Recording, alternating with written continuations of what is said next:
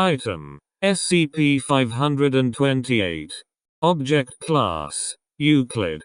Special Containment Procedures: all items designated SCP-528 are to be kept inside of their individual containers when not in use. In the case of a missing or damaged container, a new, non-individualized container will be commissioned. All containers of SCP-528 are to be kept in secure storage locker Z12 at Site-23. Senior staff at Site-23 are to be given the combination to said locker. No one of lower class than 3 is approved to work on SCP-528.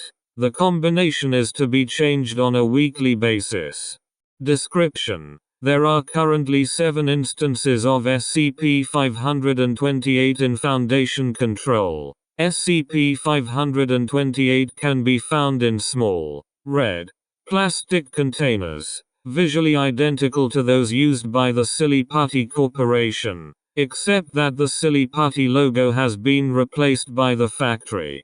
SCP-528 appears to be an inorganic polymer, composed of 65% dimethylsiloxane, hydroxyl-terminated polymers with boric acid, 17% silica, crystalline quartz, 9% thick-citral Saint castor oil derivative, 4% polydimethylsiloxane, 1% decamethylcyclopentasiloxane, 1% glycerin, and 1% titanium dioxide. While similar to common Silly Putty, SCP-528 has several differences. It has proven to be completely resistant to tearing, although indentation and apparent cuts are possible. When formed into a ball and thrown, SCP-528 bounces twice as much as the regular kind.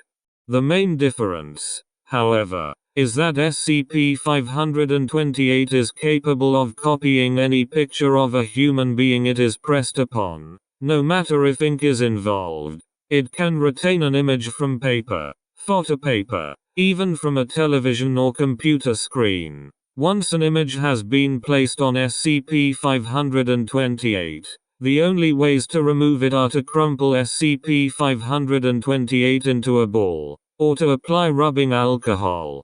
Any actions taken upon SCP-528 affect the individual pictured as well, usually resulting in the death of the pictured individual.